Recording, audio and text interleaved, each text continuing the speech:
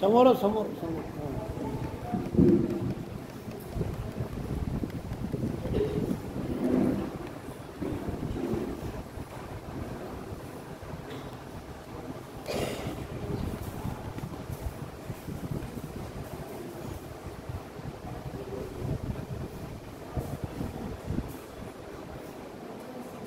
तिकडे घेणं तिकडे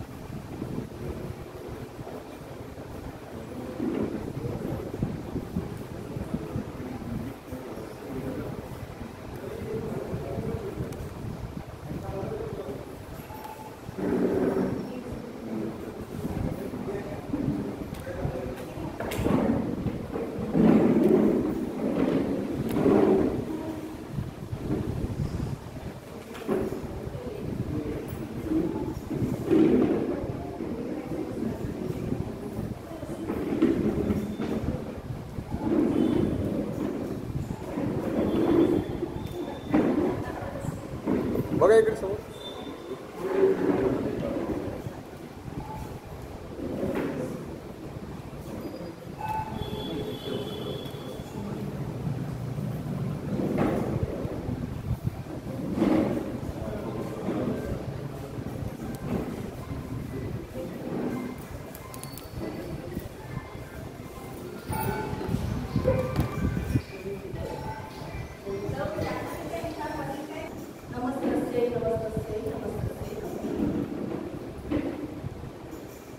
मंदिराचा आराध्य दैवत श्रीनिवासा गोविंदा, व्यंकटरमणा गोविंदा, श्री व्यंकटेशा गोविंदा, श्री लक्ष्मी रमणा गोविंदा. श्री बालाजी महाराजांच्या साजऱ्या आणि गोजिऱ्या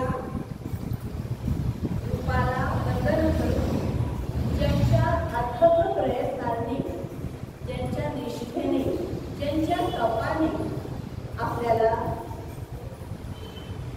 हा ग्रंथराज दासबोध ऐकायला, वाचायला आणि मुख्य म्हणजे अंगीकार करायला मिळाला.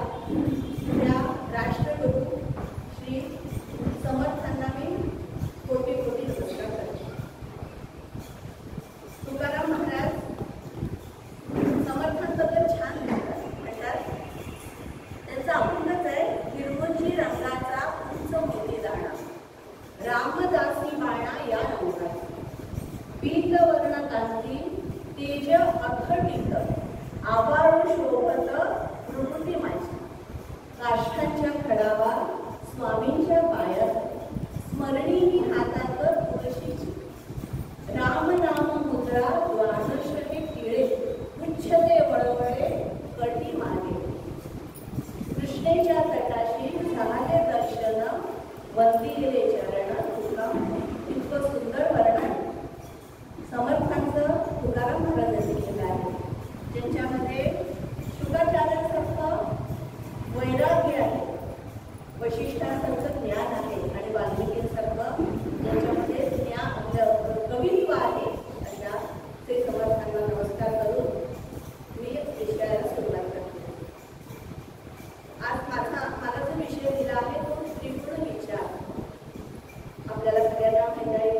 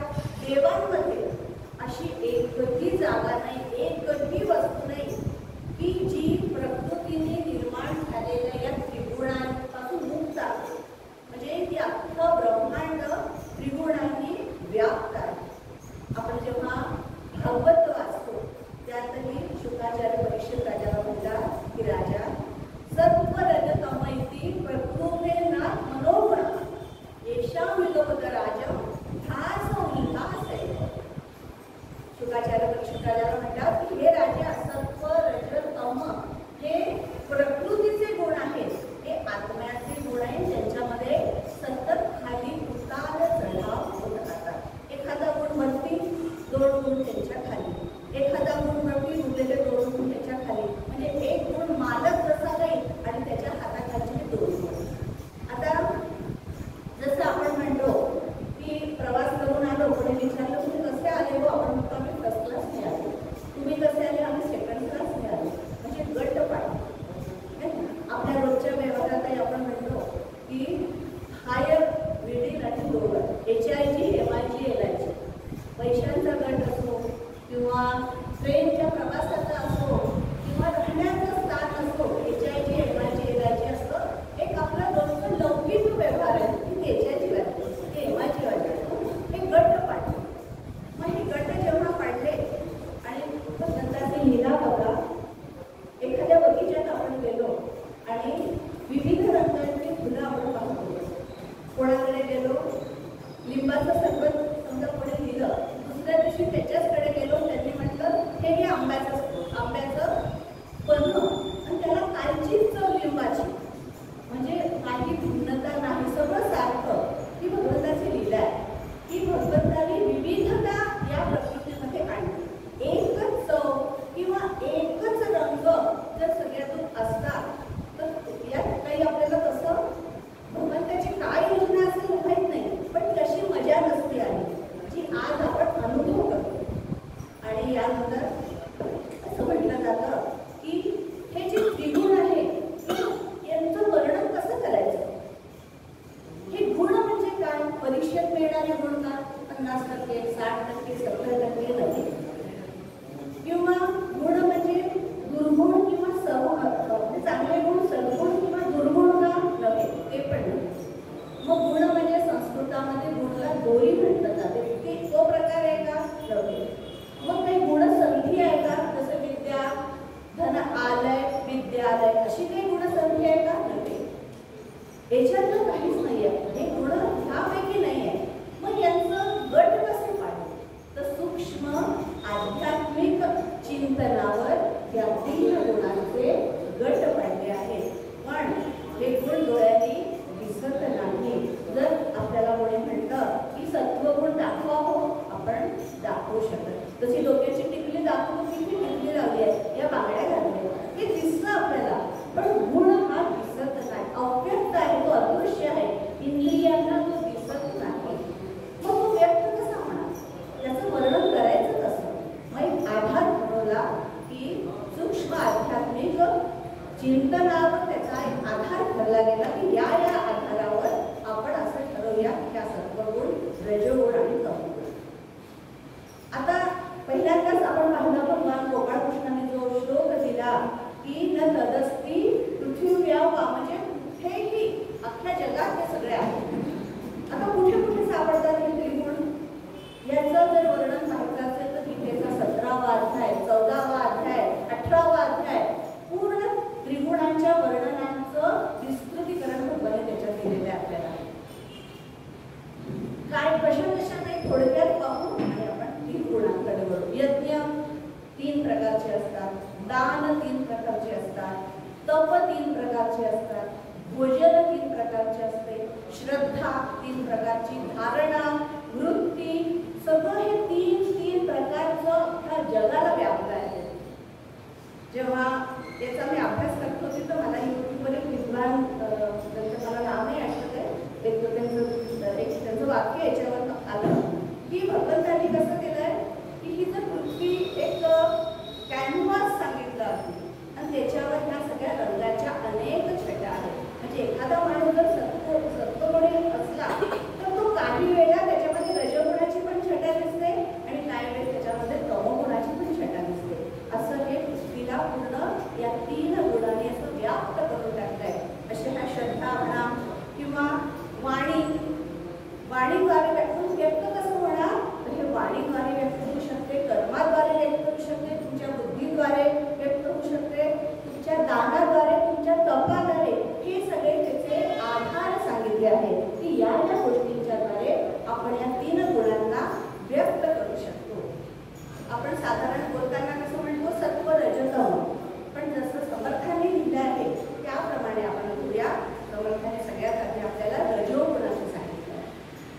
रजोगुणाची त्यांनी समर्थाने जवळजवळ 42 ओव्या रजोगुणाच्या सांगितल्या. आपण त्या मग सत्वगुण आणि सगळ्यात शेवटी तमोगुण सांगितल्या. आपण रजोगुणापासून सुरुवात करूया. रजोगुणात समर्थ म्हणतात की हा पुनरावृत्तीला कारक आहे.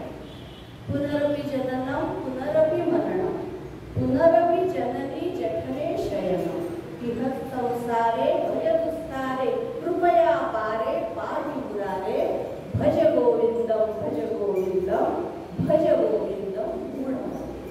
असं या रजोगुणाबद्दल आपल्याला आपल्या आचार्यांनी सांगितलं, शंकराचार्यांनी, की हा पुनरावृत्तीला कारक आहे. पण हा कशामुळे होतो, काय याचं की कशामुळे हा उत्पन्न होतो, तर याचं उत्तर आपल्याला परत गीतेमध्ये मिळते की तृष्णा संगम समुद्भव. म्हणजे तृष्णा म्हणजे कोणत्याही गोष्टीची लालसा, इच्छा, आणि संग म्हणजे विषयांकडे आकर्षण. या दोन गोष्टींमध्ये आपण पुनरपि जननम पुनरपि मरणच्या या पूर्ण अडकत जातो. म्हणजे हा रजोगुण जो आहे हा पुनरावृत्तीला कारक असा सांगितला आहे. आणि याला सांगितलं आहे की हा कशा म्हणजे मनुष्य कसा बांधला जातो याच्यामुळे त्याच्यात सांगितलंय कर्मामुळे. कर्म करायची इच्छा, एखादं कर्म नाही झालं तर त्याच्यात जर तो गेला, देह सोडून गेला, तर त्याला परत जन्म घ्यावा लागतो. म्हणजे हा रजोगुण माणसाला कर्मामध्ये बांधून टाकतो. उत्पन्न कशामुळे होतो, तृष्णा आणि लालसा या दोन गोष्टींमुळे हा उत्पन्न होतो. पुढे समर्थ लिहितात की याचे लक्षण काय. जसं आपण कोरोना आला तर आपले लक्षण काय होते, ज्यांना कोरोना झाला असेल डॉक्टर विचारायचे घरातले लोक, अहो वास येतोय का की नाही येत आहे, पोट लेवल काय आहे, ताप आहे का, घसा भरून आलाय का, हे सगळे कोरोनाची लक्षणं आपण सगळ्यांनी अनुभवले. तसेच याची लक्षणं सांगितले की रजोगुण येता शरीरी वर्तणूक कैसी करी सावक होती जरुरी परिसा. माझे घर माझा संसार दैव कैसा आणिला खोर ऐसा करी तो निर्धार तो रजोगुण. माता पिता कांता पुत्र सुना आणि दुहिता यांचीच काळजी वाहणाऱ्या बरे खावे बरे जेवावे. रजोगुणी माणसाला ना खूप आवडते. एकनाथ महाराजांचा सुंदर अभंग आहे. जंतुनी केले सकाय बारे जंतुनी केले सकाय वाढविले वय पोषिली काया खाऊनी दही दूध साय बारे जंतुनी केले सकाय विषय भोगता मन ना विटले व्यर्थ शिणविली माय बारे जंतुनी केले सकाय. सुंदर अभंग आहे. या वाक्यावर तो आठवला अभंग की बरे खावे, मस्त खायचे, चंगळ करायची, पदार्थ करायचे, उद्योगी. रजोगुण अत्यंत उद्योगी. आमच्या बायकांच्या बाबतीत म्हणायला बंधू वर्गाला नाही म्हणू शकत, पण बायकांच्या बाबतीत जर म्हणायला गेलं तर रजोगुणी ज्या भगिनी असतात सतत काम करायला आवडते. मग कपाट आवरायचं आणि अंगण स्वच्छ करायचं, साफसूफ करायची आणि रोज काहीतरी नवीन काम शोधून ते करायचं. सतत उद्योगी असणं म्हणजे रजोगुण. आणि पुढे म्हणतात की धनधान्याचे संचित मन होवे द्रव्य असत. फार आवडतं आपल्याला धन वगैरे हवं. गीतेत म्हटलंय सत्कार मान पूजार्थम तपो दंभेन चैवय. कुठे सत्कार होतोय का, कुठे मान होतोय का. गमतीची एक गोष्ट आहे. एका गृहस्थाने मंदिरामध्ये पंखा दान केला. त्याच्यावर लिहिलं अमुक अमुक त्याचं काय नाव असेल लिहिलं. कार्यक्रम सुरू झाला. ते व्यक्ती आले, पंखा सुरू. त्यांना माहित होतं की या पंख्याचं बटन कुठे आले, पटकन बंद करून टाकलं बटन. आयोजक म्हणाले हे काय बंद, बटन कशाला बंद केलं.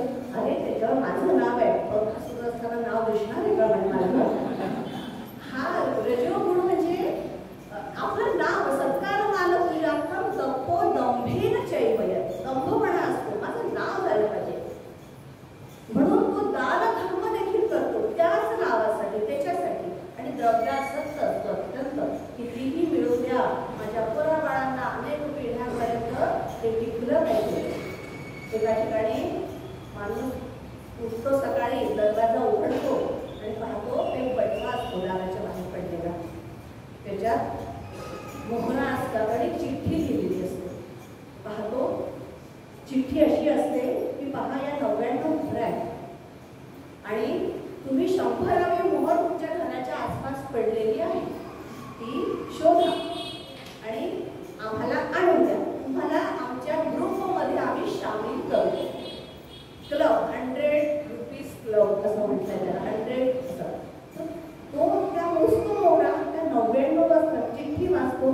एका मोहरेसाठी त्या 99 मोहराचं आनंद नाही काही बायकोच्या साधन करतो आणि ती एक मोहर शोधासाठी रात्रीचा दिवस करतो आणि त्याला ते एक मोहर काही मिळत नाही.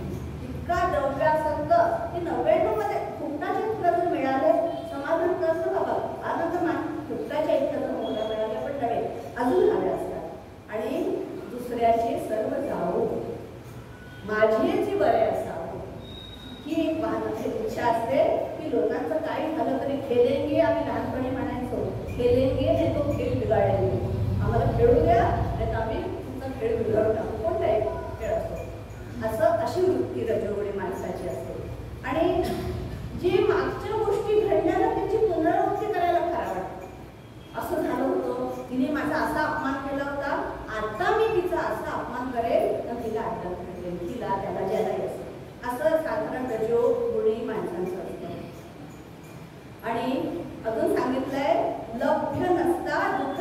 एखादी गोष्ट प्राप्त करायसाठी खूप इच्छा असते पण ती जर नाही मिळाली तर दुःख इतकं होतं की बस. त्याच्यासाठी माऊली लिहिते की आपली या स्तोत्रा आपण व्हावया पात्रा. म्हणजे माझा उदो उदो झाला पाहिजे सगळ्या दूर. मी दान धर्म करेल पण माझा उदो उदो झाला तरच मला ते आवडेल, माझं नाव झालं पाहिजे. आणि विनाकारण विनोद करायचा, उगाच हसायचं, कोणाला नावं ठेवायची आणि जे संभोग्याची उणीव आहे ना ती आपण बोलायचं. 4 सदा त्याची उणीव त्याला दाखवून द्यायची. हे रजोगुणी समर्थांचा अभ्यास आहे बरं. म्हणजे किती अभ्यास केलाय समर्थांनी की रजोगुणी माणूस लोकांची जी उणीव असते त्यावर बोलायला त्याला फार आवडतं. मग एखाद्याला चष्मा लागला लवकर तर काय ठापण्या आपण म्हणतो आपल्या भाषेमध्ये. एखादा ठेंगणा आहे तो पूजा, एखादा लठ्ठा आहे तर फेरफोट्या. म्हणजे असे तो समोरच्याचा त्याला त्याच्या वैगुण्याची जाणीव करून देण्यात त्याला फार आनंद वाटतो. टवाळी करायची विनाकारण, विनाकारणचे जोक करायचे, विनाकारण हसायचं आणि करमणुकीसाठी इतका तत्पर असतो कशी तरी करून करमणूक सतत झाली पाहिजे. इतकी त्याला करमणूक आवडते आणि त्या करमणुकीपायी आपले जे आवड आहे ती जोपासण्यापायी तो कधी कधी अगदी ज्याच्याशी संगत करू नये अशाही माणसाशी संगत तो करतो. कारण त्यापासून त्याला जो करमणुकीचा त्याचा छंद आहे तो पूर्ण होत असतो. तो पाहत नाही आपली प्रतिष्ठा काय, आपला मान काय, करमणूक होते का या व्यक्तीकडनं मग ती करायची त्याच्याकडनं. आणि त्याच्यात लिहिलंय की आवडे नीचाची साथ. त्याला अशा लोकांची साथ फार आवडते. आणि चुकलेला असेल तर त्याची निंदा करायची पण चांगलं झालं असेल तर स्तुती करता त्याला जमतच नाही रजोगुणी माणसाला. आणि परत समर्थांनी तेच त्याच अर्थाच्या ओळ्या आलेल्या आहेत. गोड ग्रासी आवडायचं खूप आवडते. वाढविले वय तोशिली काया खाऊन दही दूध साय बारे जन्मून केले शिकाय. आणि असा हा रजोगुण आहे. दान पुण्य करायला आवडत नाही. नाव असेल तर पण विनाकारण तू दान पुण्य करत नाही.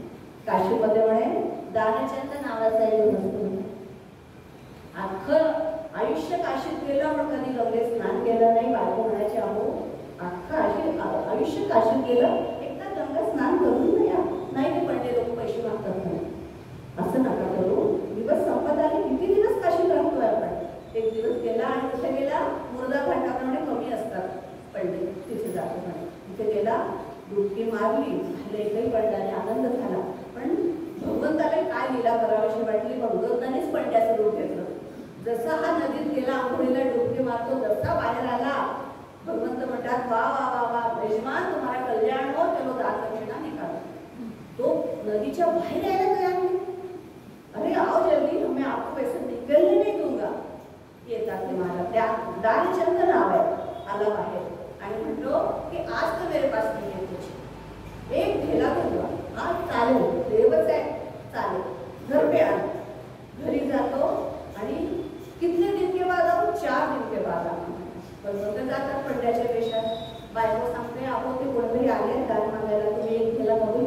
हो केलाय नाही.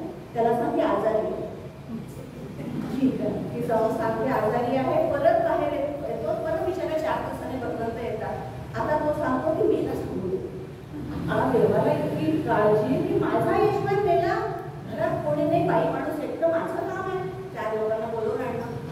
आणि तो म्हणतो दीदी आप घबरावत मैं 4 लोगों को बुला के लाता हूँ. पण देवाला काळजी घेते हो. सरळ आत गेला, त्याच्या कानात सांगतो वैकुंठ से आया हूँ.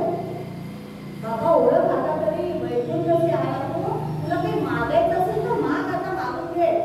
आणि मी देव आहे. देव त्याला पकडे दाखवतो, विश्वास बसतो की हा देव आहे. आता तो म्हणतो जो बाहर खड़ा है उसको एक भेला माफी का आदेश देतो. तो बाहेरला एक भेला मी देणार नाही, द्यायचं आहे ना तुला तू ते कर. म्हणजे भगवंत दारातून मागायला की तू माग. आणि तो काय मागतोय कर्मदरिद्री की तू एक भेला माफ करू. असेही रजोगुणाचे समर्थाने जे काय चमडी जाय तर दमडीचं जाय असं म्हटलं जाते ना, तसे असेही अनुभव, असेही लोक समाजात समर्थांना दिसले असतील ना, विनाकारण नाही दिलेले.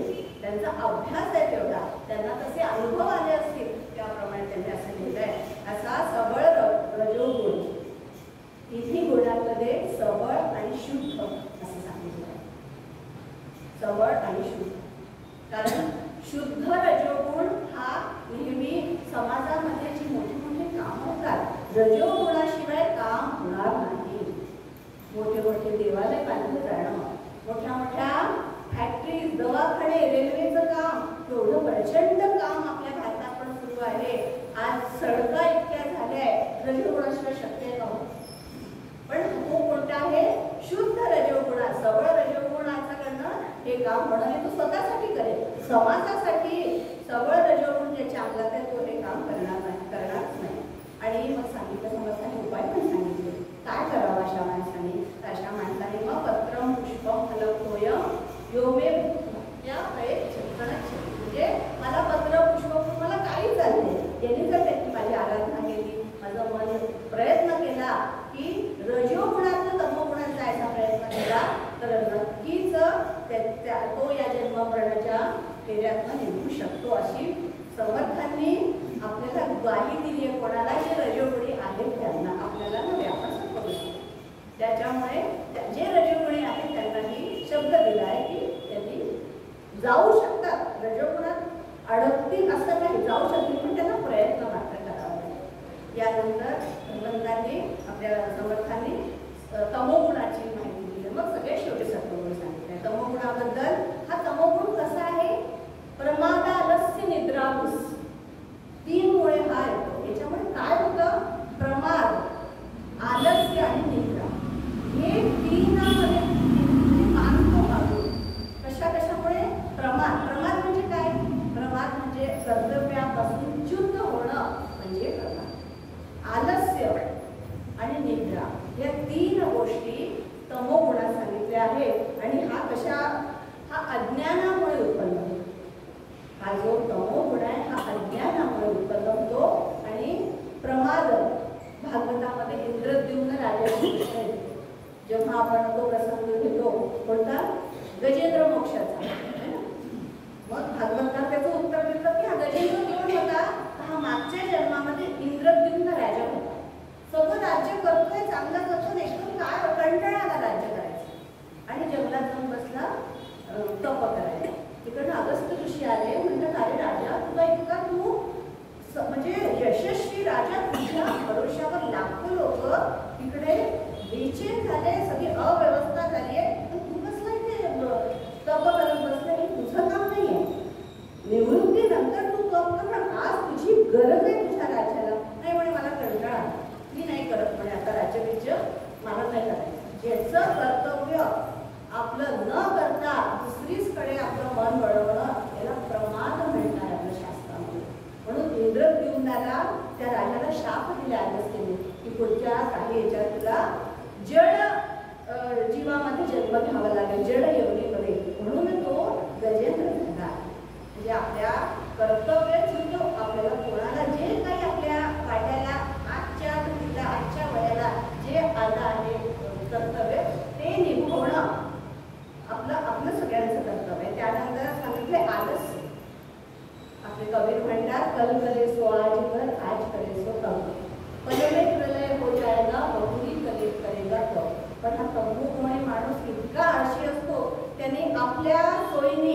त्या कबीरांच्या डोळ्याला वळवून घेतलं आहे की आज करे सो कल कर, कल करे सो परसो, इतनी भी जल्दी क्या है जब जीना है बरसो, इतका आळशी. साधारण आपलं कसं असतं, म्हणजे मी क्षमा मागते पण माझंच म्हणते, मी आपला शब्द घेते, मी माझ्यासाठी म्हणते, 3 दिवस असतात संकल्प किंवा शपथ घेण्यास.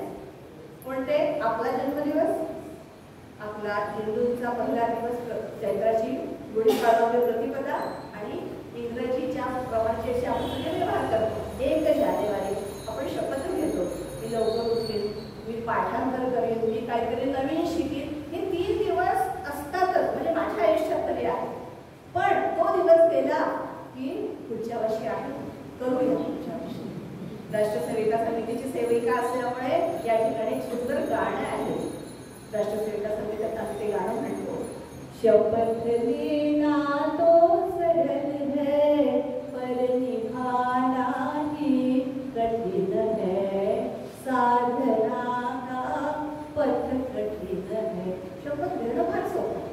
आलस्य आणि निद्रा, निद्रा ही तमोगुणी माणसाला हा त्रास देते, नाडते, त्याला ठिकठिकाणी त्याला अगदी पराभूत करते, त्याच्या पूर्ण जीवनातला बदलवून टाकते.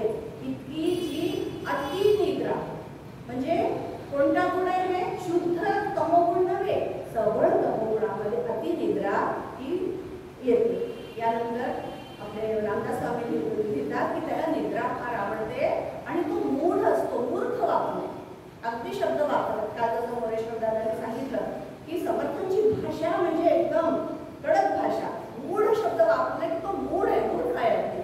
मग इथे पण तेच म्हटलंय, मूढ ग्राहेणात मनोयत पीडया क्रियते तदा, म्हणजे सगळ्यांना त्रास देणारा, आपल्या क्रियेमुळे कोणाला त्रास होतो आहे की नाही किती विचार करतो. आपण जेव्हा बसमध्ये जातो, गर्दी असते, आपण लगेच जागा करून देतो की नाही बाबा बस, आपल्याला किती त्रास होतो. समोरच्याला त्रास न हो हा आपल्या सत्वगुणी माणसाचा सगळ्यांचा हा मोठा गुण असतो की आपल्यामध्ये. पण तमोगुणी माणसाला काय काय वाटते की क्रोध, इतक्या पटकन राग येतो, क्रोध त्याला म्हणजे त्याच्या वचन नसतो किंवा त्याच्या कंट्रोलच्या बाहेर असतो. याचे उदाहरण आपल्याकडे. आणि अजून एक सांगितलंय त्यांनी, शरीर क्रोध भरता नोळखे माता पिता, बंधू भगिनी कांता ताडी तो तमोगुण, दुसऱ्याचा प्राण घ्यावा.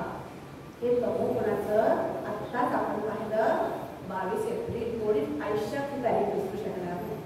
तमोगुण, दुसऱ्याचा प्राण घ्यावा. काही कारण नसताना पहलगामला जो हल्ला झाला, काही कारण आनंद वाटला, दुसऱ्याला मारण्यात आनंद, दुसऱ्याचा प्राण घेण्यात आनंद, हा तमोगुणाचा फार मोठा सबळ गुणांमध्ये हा येतो की दुसऱ्याचा प्राण घ्यावा.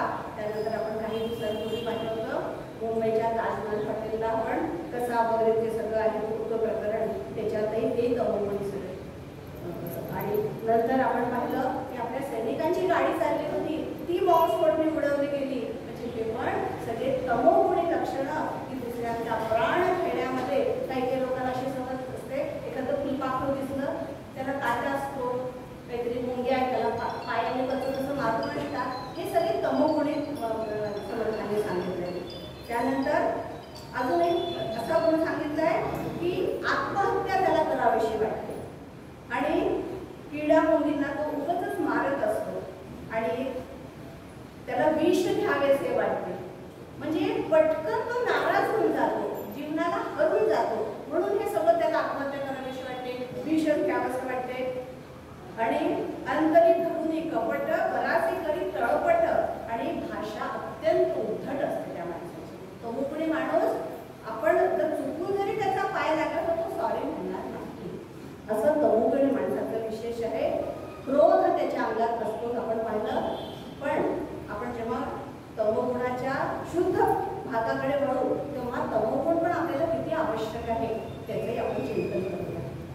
क्रोधाबद्दल म्हटलं जाते, गीतेमध्ये म्हटलं आहे की ध्यायतो विषयांतून संगस्ते शुभ जायते, संगात संजायते काम, कामात क्रोधो विजायते, क्रोधात भवति सम्मोह, सम्मोहात स्मृती विभ्रम, स्मृती विभ्रमात बुद्धिनाशो, बुद्धिनाशात प्रणश.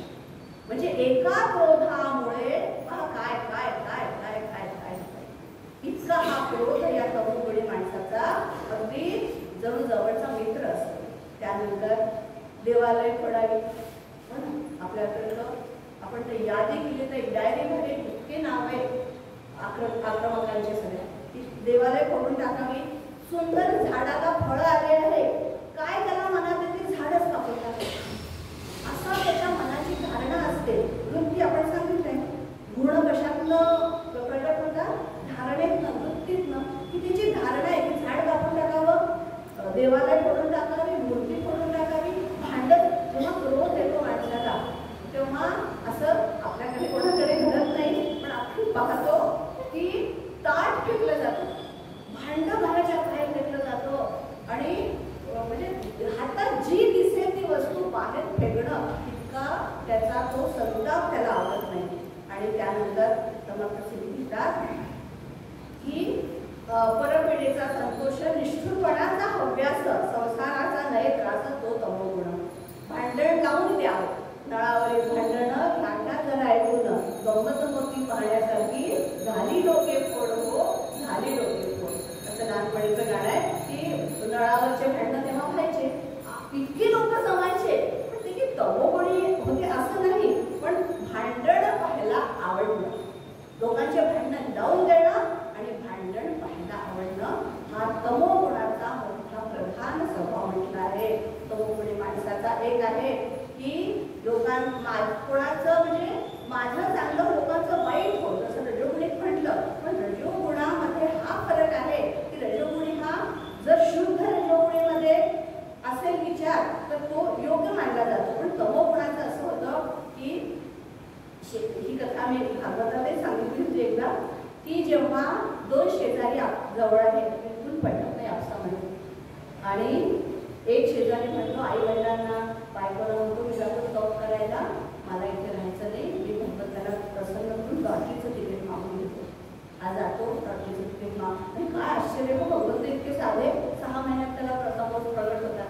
त्या काळा काय तुझी इच्छा आहे सांग. तो म्हणतो देवा मला बालाजीनगर सोसायटीमध्ये मंदिराच्या जवळ ट्रान्सपोर्टची प्लॉट घ्यायचा आहे, काय किंमत आहे मला माहीत नाही, मला 1-2 करोडची लॉटरी लावून द्या. ठीक आहे, ठरलं, लॉटरी लागली. पण हा म्हणे लॉटरी लागणार नाही, पण तू जितकी लॉटरी मागितली आहे 2 करोडची 1 करोडची त्याच्या दुप्पट तुझ्या शेजाऱ्याला मी देणार. भांडण लागतो देवाशी, असं कसं काय, तो थोडी आला तप करायला, बायको पोरांना सोडून मी आलो, सगळं संसार सोडून मी आलो, म्हणजे उपोषण मी करतो, त्याला कसं नाही. पण तुझ्या मनात तो होता, त्याला नक्की तू माझ्यापेक्षा डबल द्याल, दुप्पट द्याल, तू देणार, तू किती माग. तो म्हणतो बरं, तमोगुणी. तो म्हणतो देवा माझा एक डोळा खोल. तमोगुणी म्हणजे काय, कोणत्या थराला गेला आपल्या तमोगुणामुळे.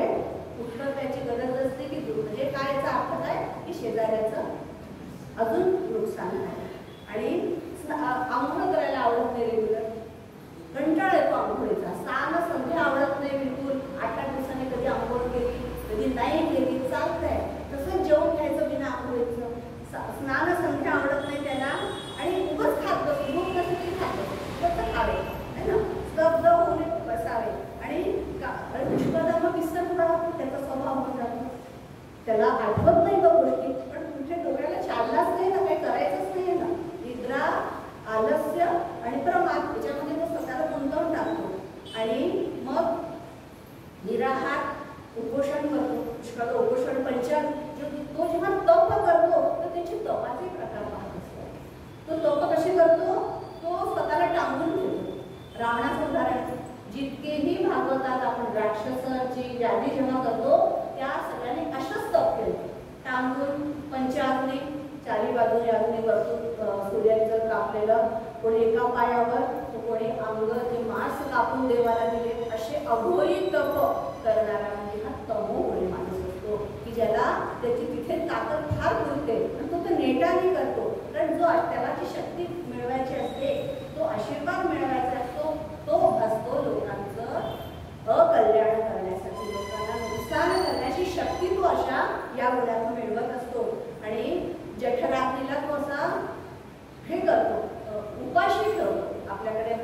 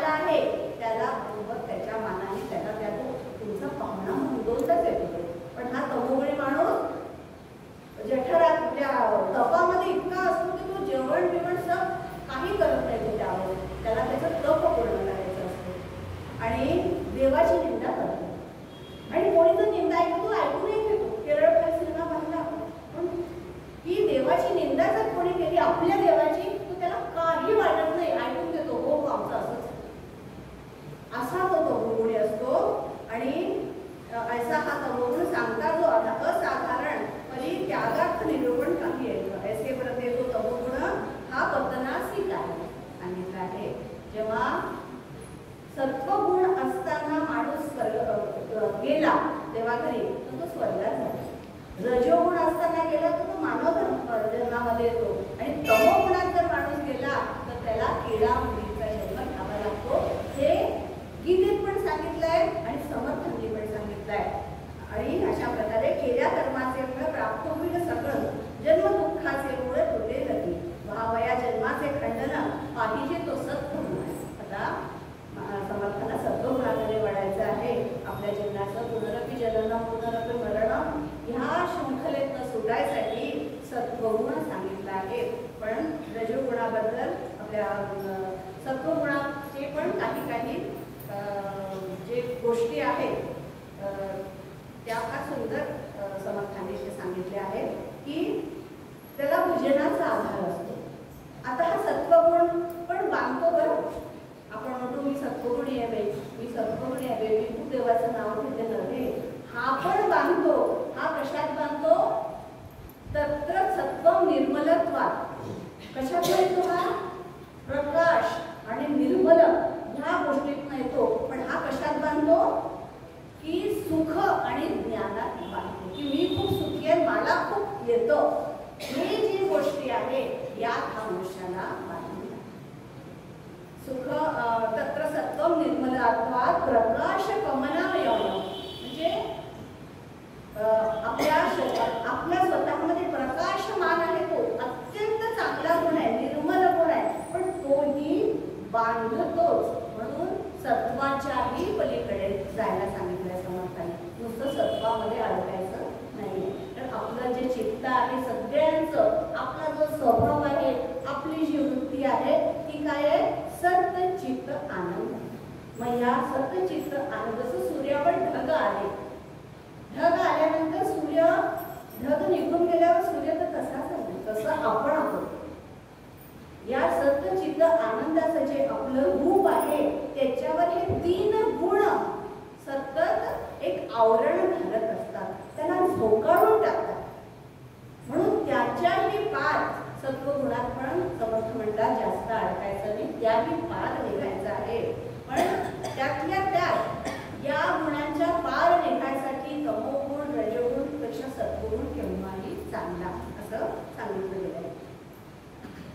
सुख संघेन बध्नाती ज्ञान संघेन चालू. सुख आणि ज्ञान या दोघांमध्ये तो बांधतो मनुष्याला. आणि हे आता समर्थ पुढे म्हणतात की जो भजनाचा आधार, जो योग्यांचा धार, जो निरसी संसार दुःख मोडतो, जेणे होय उत्तम गती मार्ग कुठे भगवंती, तेणे पाहिजे मुक्ती सायोज्यता. आता याची लक्षण काय आहे? आपल्या सत्वगुणाचे लक्षण काय आहे? तर त्याला भगवंतावर प्रगाढ विश्वास आणि भगवंतावर प्रगाढ प्रेम तो करतो. म्हणजे उदाहरण आपल्या संतांची तर मालिकाच आहे. कोणा सगळ्यांची नावं घेतले तर म्हणजे आपल्या मनातही आपण त्याचं हे करू शकतो की कोण कोण संतांचा भगवंतावर दृढ विश्वास होता आणि त्यांना भगवंताचं प्रेम होतं. असे सगळे संत ईश्वरी प्रेमाधिक प्रपंच आणि संसारही चांगला करतात आणि भगवंतावर विश्वास ठेवून भगवंतावर अलोट प्रेम करणारा जो आहे तो आहे सत्वगुणी सांगितलाय. आता त्यांनी सांगितलंय की हा जो सत्वगुणी माणूस आहे हा दानाच्या बाबतीत एकदम सढळ असतो. तो काही विचार करत नाही. तो त्याला नावाचे काही नसते आणि काहीच नसते. तो फक्त जिथे गरज आहे तिथे तो बरोबर दान करतो. जसं अश्वदाने, गजदाने, गोदाने, गोविदाने. मग आपण करू शकतो. आपण जर स्वतःला सत्वगुणी मानतो आहे करू शकतो ना. अश्वदाने आणि गोदाने, अश्वदाने तर करू शकतो, हत्तीचे दान करू शकतो. बुद्धिबळाचा पट आणायचा द्यायचा एकमेकांना अश्वदान गोदान त्याचा भाग झाला हा. तरी पण अश्वदाने गोदाने तो काळ होता, त्या काळात समर्थाने लिहिलंय. त्यामुळे धनदान, वस्त्रदान, अन्नदान, उदकदान. पण या सगळ्यांच्यामध्ये आपलं आज जर आपण विचार केला तर सगळ्यात महत्त्वाचं आहे समयदान. सत्कार्यासाठी समयदान, आपला वेळ कोणासाठी काढणं. एखाद्याला माणूस काय म्हणतो, हे घे बाबा पैसे घे आणि मला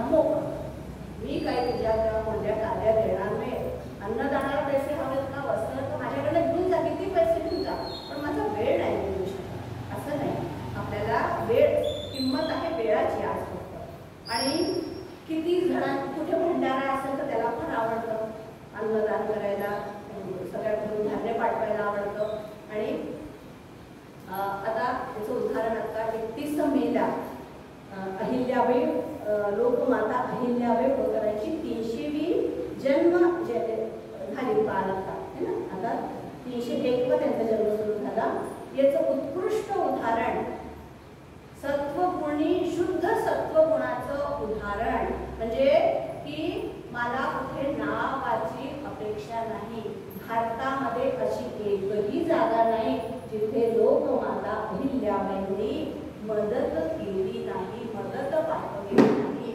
मग ते सरोवर नीट करणं असो, वाफी बांधणं असो, मंदिराचं रक्षण, जीर्णोद्धार असो, नद्यांना स्वच्छ करणं असो, झाडं वाढवणं असो, ज्या ज्या क्षेत्रात या मातेला वाढलं म्हणून त्यांना लोकमाता म्हटलं. त्यांचं क्षेत्र फक्त तेवढ्या त्या मध्य प्रदेश महेश्वर पुरतं नव्हतं, म्हणून त्यांना लोकमाता ही पदवी की जिथून ही मदतीची आरोळी आली, हाक आली, तिथेच अहिल्याबाईंनी मदत केली आहे.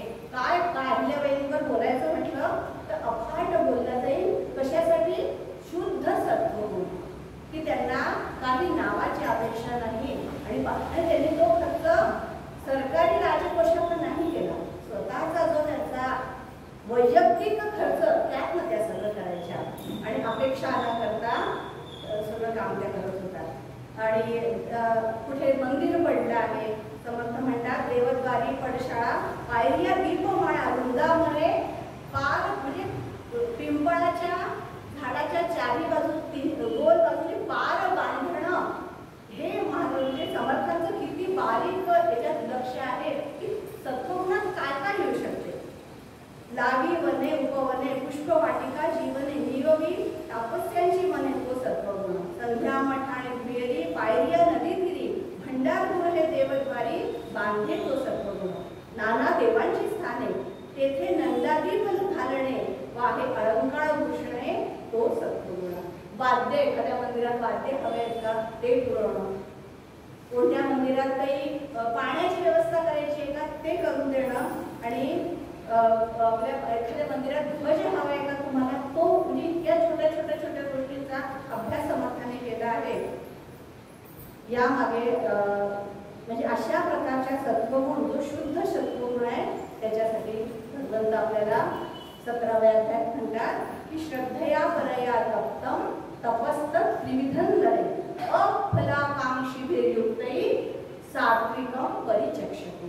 म्हणजे अपेक्षा, मान याची अपेक्षा न ठेवता, काही अपेक्षा न ठेवता जो हे काम करतो, श्रद्धेने जो काम करतो तो सात्विकम परिचक्षते. तुम्ही लक्षात ठेवा की तो सात्विक गुण आहे. आणि आपल्यालाही चांगला अनुभव आहे, आपणही हा सगळ्यांनी अनुभव घेतला आहे. जेव्हा कोरोनाचे दिवस होते, ज्याला जसं जमेल तसं एकमेकांच्या मदतीला आपण गेलेलो आहे. औषध असो, कपडा असो, जेवण असो, आपल्या वाटेला जर आपला समाज बांधवांनी कोणी काम दिलं असेल तर मला वाटत नाही की आपल्या यवतमाळकरांनी त्याच्यापासून ते विमुख झाले असतील किंवा नकार दिला असेल. आपण सगळ्यांनी तो आधी अमरनाथ यात्रेला, आता वारीचा अनुभव तर इतका सुंदर आहे तो की वारीमध्ये काय लोक मागे धावतात की ते खा आमच्या जवळचं खा. म्हणजे हे सगळे सात्विक गुणांमध्ये जातात. त्यानंतर समर्थ लिहितात ऐसी भक्तीची आवडी नीच दास्यत्वाची गोडी. जेव्हा राजसूय यज्ञ झाला पांडवांकडे, भगवंतांनी काय काम मागून घेतलं होतं? मी पत्रावळी उचली, सगळ्यांच्या पत्रावळी उचली. म्हणजे मीरा म्हणते आपल्या भजनात, मीरा मुंबई म्हणतात मने चाकर राखोची. आज एवढी संत पदाला पोचलेली भगवंताला काय म्हणते की तुझ्या मंदिर झाडायला तुझी नोकर म्हणून मला तू वाढव गोपाळकृष्णा, पण मला तू दर्शन आहे. श्रीकृष्णाचं सगळ्यात मोठं आहे गोपाळकृष्णाचं उदाहरण. एवढ्या मोठ्या राजसूय यज्ञात ते म्हणतात मला काय येते बाबा, मी डोळ्याचा पडदा आहे, मी साधं साधं काम करेल, सगळ्या गोष्टी जे संत येतील त्यांचे पाय होईल आणि मी पत्रावळी उचलेल. हे तमोगुण सांगितलं, आपल्या सत्वगुण सांगितलं आहे का की दास्य भाव आवडतो. आणि सगळ्यात उत्कृष्ट उदाहरण आपल्याकडे दास्य भावाचं म्हणजे मारुती राय. मारुती राम रूप झाला परी रामा सन्निध नाही बसला, सदैव उभाच राहिला रामानजी. असं म्हटलं जातं की रामरूप झाला, रामाच्या असं जवळ अगदी मांडीला असा फोटो रामाला, आपण फोटोने जरी आपण आपल्या कल्पनेने गेले पण असा फोटो कुठल्या चित्रकारांनी तयार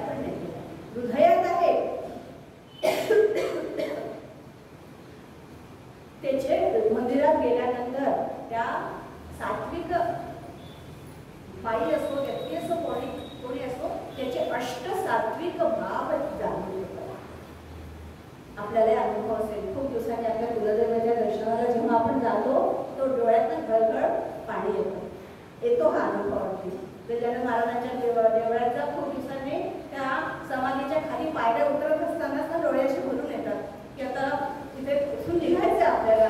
असे अनुभव प्रत्येकाला येतात. हा अष्टसात्विक भावाचे जे भाव आहे, अंगावर रोमांच येऊन जाणं, डोळ्यातनं घळघळ पाणी येणं, एकच डोळा लावणं किंवा मूर्छित होणं, आपल्याला अगदी हसावंसं वाटणं, खूप जोराने रडावंसं वाटणं, हे सगळे अष्टसात्विक भाव आहे. मूर्छित होणं, मग कोणाला वाटतं मूर्छित होणं म्हणजे काय? इतका आनंद त्या भगवंताच्या भेटीचा, त्याच्या स्मरणाचा की तो मूर्छित होऊन जातो. आणि असे लोक, जे असे सात्विक लोक असतात, ते बाकीच्या लोकांना काय सांगतात?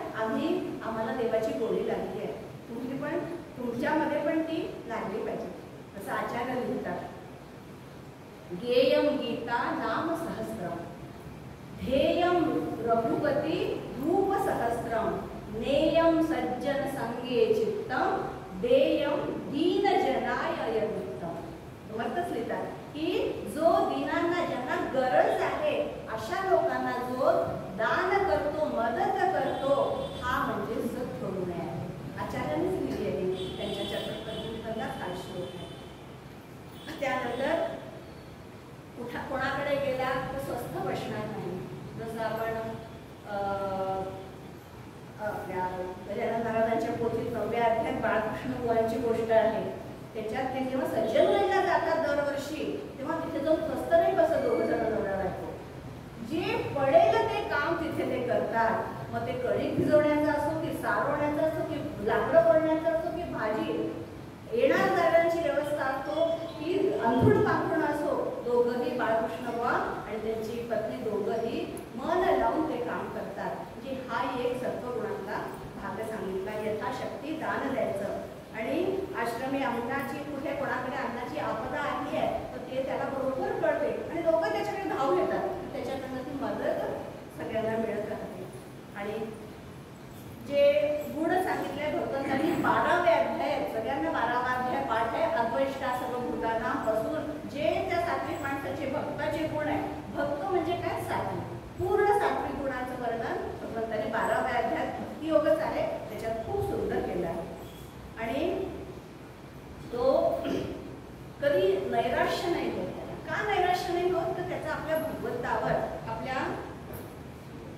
आपल्या अधिष्ठानावर, आपल्या कुलदैवतेवर, आपल्या देवावर त्याचा पूर्ण विश्वास असल्यामुळे तो कधी नैराश्य त्याला सापडून मिळत नाही. सगळ्यांशी नम्रतेने बोलतो. हा एक आपल्या सर्व गुणाचा मोठा गुण आहे की सगळ्यांशी नम्रतेने, स्वतः किती विद्वान असला तरी सगळ्यांशी नम्रतेने बोलतो तो. आणि गुण दोष काढत नाही. कोणाच्या गुणांचं कौतुक करेल पण तो दोष त्यातले काढणार नाही. आणि क्रोध आला तर त्याची धारणा शक्ती इतकी वाढलेली असते की तो त्या क्रोधाला आवर घालू शकतो. होऊ नाही शकत का? सत्वगुणी माणसाला राग नाही होऊ शकत ना? त्याला जर विनाकारण त्याची चूक नसताना कोणी बोललं, राग आलाही पाहिजे ना, पण त्याच्यामध्ये त्याची धारणा इतकी असते शक्ती पक्की की तो त्या रागावर आपला त्याचा तेवढा ताबा असतो. हे सत्वगुणी माणसाचं लक्षण आहे. सगळ्यांना नमस्कार करायला आवडतो त्याला. आपण तो अभंग म्हणतो कोणता? खेळ मांडलेला वाळवंटी काठी, नाचती वैष्णवर भाई रे, क्रोध अभिमान गेला पावटाने, एका लागते पायी. उत्कृष्ट उदाहरण आहे आपल्या बारीतलं की एकमेकांना सगळे नमस्कार करतात. विठ्ठल रूप समजून एकमेकांना नमस्कार करतात. कोणाला मोठ्यांना नमस्कार करण्याचाही हा एक सत्वगुणाचा एक भाग आहे. प्रदक्षिणा करतील आणि सगळं स्वच्छ ठेवतील, उपकरणे स्वच्छ ठेवतील, देवघर स्वच्छ ठेवतील, नैवेद्य देवाला व्यवस्थित दाखवतील. जे काय जगामध्ये उदात्त आहे, उन्नत आहे, महान आहे, मधुर आहे, ते सगळं सत्वगुणी माणसं करतात. आणि सत्वगुणांच्याही पार जायला पण सांगितलंय. तेव्हा आपल्या समर्थाने 88 ओव्या लिहिल्या आहेत. सगळ्यात जास्त 88 ओव्या सत्वगुणाच्या साठी लिहिलेल्या आहेत. आणि आपल्याला त्याचा थोडासा उपसंहार 2 मिनिट आहे. उपसंहार म्हणजे असा की या 3 गुणांच्या पलीकडे जायचं आहे. रजोगुण हा आपल्याला कशातनं निर्माण होतो तो तर आपल्या लालसेमुळे उत्पन्न होतो, है ना, तृष्णेमुळे उत्पन्न होतो. तमोगुण हा प्रमाद, आलस्य आणि निद्रामुळे उत्पन्न होतो. आणि सात्विक गुण हा आपल्याला आणि कशात बांधतो तर सात्विक तिन्ही गुण बांधतात मात्र एक म्हणजे आपली. पण आपल्याला हा सात्विक गुणाचा रस्ता दाखवून दिला आहे संतांनी की तुम्ही जर सात्विक गुणापर्यंत पोहोचले तर तुम्ही गुणातीताय, जसं गणेशाबद्दल वर्णन केलं जाते की ते 3 गुणांच्याही पलीकडे आहे. तर आपल्याला हा प्रयत्न करायचा आहे. मला इतकी छान संधी मिळाली आणि मुख्य म्हणजे पहिल्यांदा दाखवत हातात घेतला आणि त्याचं वाचन झालं. माननीय वर्षाताईंनी मला गेली मी एक दिवस त्यांचा वेळ घेतला. त्यांनी मला माझ्या ज्या काही शंका होत्या त्याचं निरसन केलं आणि तुम्ही सगळ्यांनी इतकं मला ऐकून घेतलं. माझा पहिलाच प्रयत्न दाखवतच सगळ्यांना हातात घेतला. त्यामुळे सगळ्यांना खूप खूप खूप धन्यवाद. काही चुकलं असेल तर प्रश्नच नाही माझं. आणि आजची सेवा व्यंकटेशाच्या चरणी आहे. खूप खूप धन्यवाद.